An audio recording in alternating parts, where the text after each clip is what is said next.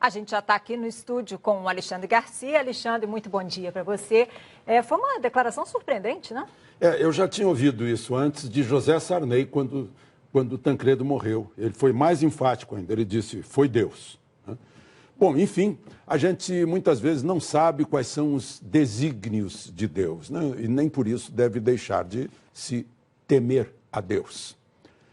Às vezes é o acaso, que é o sinônimo de sorte e de azar, mas, parafraseando Einstein, talvez o acaso seja uma forma de Deus se manter no anonimato. Convenhamos, realmente é uma coisa extraordinária estar presidente da República. Há quem queira esse ônus, e é tocante. Talvez pensando nos bônus da história, ou, aí é pura ilação, né? No outro extremo, alguém pense numa mala cheia de bônus, mas isso é uma ilação, como tantas outras que, segundo o presidente Michel Temer, estão na denúncia, que para Rodrigo Maia é uma mala farta de provas. Pois o presidente considerou a denúncia como um conjunto de ilações e até ironizou isso como reinvenção do Código Penal, a denúncia por ilação, que iria deixar de cabelo em pé estudantes de direito. Falou muito em ilações, mas ele próprio fez ilações, como a de que um ex-companheiro de Janot na Procuradoria teria deixado a carreira para ganhar milhões com a delação de Joesley e que esses milhões poderiam ter sido divididos com quem aceitou a delação sem denunciar, segundo o presidente, um bandido confesso. A manifestação de ontem no Palácio do Planalto lembrou um pouco as reuniões de apoio que Dilma promovia enquanto progredia o processo de impeachment. E os argumentos também lembraram Lula, né, exigindo provas concretas. Enfim, é preciso considerar que esse discurso de ontem tem um endereço prioritário: os ouvidos dos 513 deputados que em breve vão julgar se a denúncia ou as denúncias de Janot devam ir para o Supremo ou para o arquivo.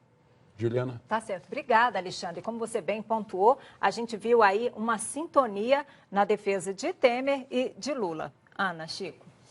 O presidente Michel Temer, como dissemos aqui, partiu para o ataque ao Procurador-Geral da República depois que foi denunciado ao Supremo. Temer disse que a denúncia é ficção, que é resultado de ilações, insinuou até que Janot recebeu dinheiro por meio de um ex-procurador que trabalhou para a JBS. Rodrigo Janot, por sua vez, também se pronunciou, afirmou que a denúncia tem fartos elementos de provas, citou uma lista longa de evidências. Vamos lá para Brasília, começar então o nosso Bom Dia Brasil, conversando com Juliana Morrone. Juliana, bom dia. Quer dizer que a defesa de Temer partiu para o ataque para tentar se defender das acusações de corrupção. Ana, bom dia, Chico, bom dia a todos. Mas os investigadores dizem que as provas estão lá de forma didática, basta ler a denúncia. Ontem, Michel Temer usou várias formas para atacar Rodrigo Janot. Nas redes sociais, mobilizou advogados, acionou o perito Ricardo Molina, falou bastante no pronunciamento, até com trechos de improviso, mas não se explicou se esquivou das provas enumeradas pelo Ministério Público. Denunciado pelo Ministério Público por crime de corrupção passiva, o presidente Michel Temer decidiu partir para o ataque. Fez um pronunciamento para rebater a denúncia, que chamou de ficção. Diz que no momento em que está colocando o país nos trilhos, é vítima de uma infâmia de natureza política. Eu fui denunciado por corrupção passiva. Notem, vou repetir a expressão, corrupção passiva, a esta altura da vida, sem jamais ter recebido valores, nunca vi o dinheiro e não participei de acertos para cometer ilícitos. Onde estão as provas concretas de recebimento desses valores? Inexistem. Aliás, examinando a denúncia, eu percebo, e falo com conhecimento de causa, eu percebo que reinventaram o Código Penal e incluíram uma nova categoria, a denúncia por ilação. Se alguém cometeu um crime, e eu o conheço, ou quem sabe se eu tirei uma fotografia ao lado de alguém, logo, a ilação é que eu sou também criminoso. O Procurador-Geral da República respondeu. Em nota, diz que a denúncia é pública e baseada em fartos elementos de prova. tais como laudos da Polícia Federal, relatórios circunstanciados, registro de voos, contratos, depoimentos, gravações ambientais, imagens, vídeos, certidões, entre outros documentos que não deixam dúvida quanto à materialidade e à autoria do crime de corrupção passiva. Parte dessas provas foram conseguidas em ações controladas pela Polícia Federal, como num dos encontros entre o ex-assessor do presidente Michel Temer, Rodrigo Rocha Loures, e o executivo da JF, Ricardo Saldi. De acordo com o Ministério Público, na conversa, Rocha Loures deixa muito claro que estava ali como um representante do presidente Temer. No diálogo, o ex-assessor usou por várias vezes a palavra presidente. Foi nesse dia que eles acertaram uma ajuda financeira na disputa que uma empresa do grupo tinha com a Petrobras junto ao Conselho Administrativo de Defesa Econômica, o CAD. Eles falaram, inclusive, sobre o esquema de pagamento, que seria entre 500 mil e R$1 milhão por semana durante 9 meses.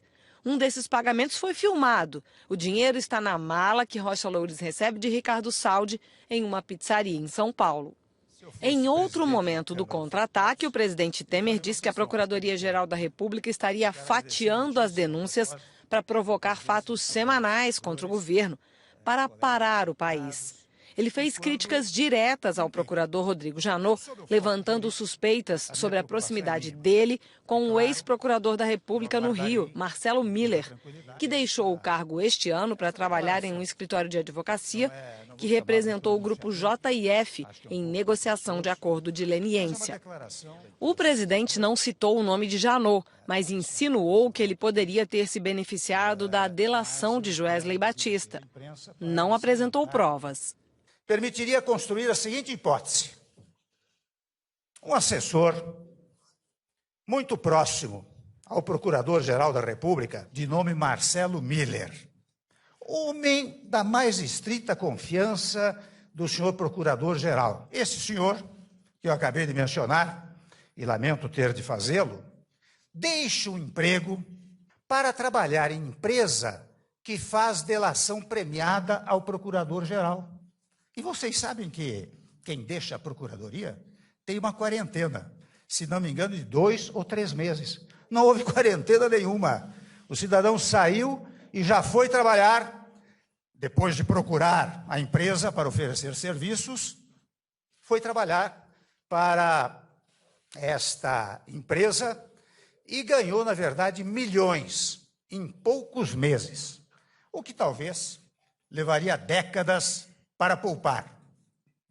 Garantiu ao seu novo patrão, o novo patrão não é mais procurador-geral, é a empresa que o contratou, um acordo benevolente, uma delação que tira o seu patrão das garras da justiça, que gera, meus senhores e minhas senhoras, uma impunidade nunca antes vista, tudo assegurado pelo procurador-geral.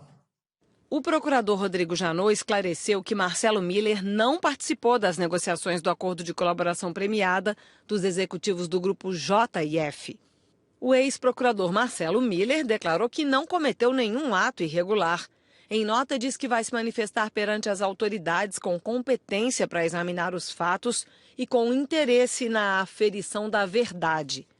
O escritório Trent Rossi, onde o ex-procurador trabalha, declarou que não participou do processo de colaboração premiada dos executivos da JBS e que se retirou das negociações do acordo de leniência do Grupo JF com o Ministério Público Federal. O governo passou o dia tentando desqualificar o trabalho do Ministério Público e também da Polícia Federal.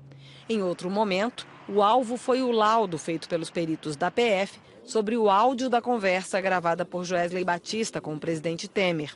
O advogado de defesa do presidente diz que houve precipitação por parte da polícia, que, segundo ele, estaria atropelando fases.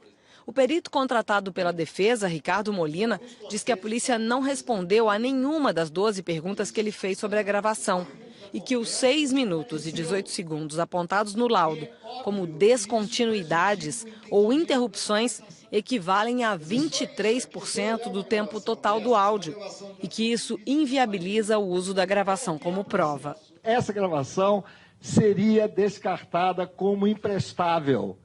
ela era, é e continuará sendo imprestável sempre, a não ser para fins políticos. Mas eu não discuto finalidade política, eu discuto técnica e aquilo que é juridicamente aceitável.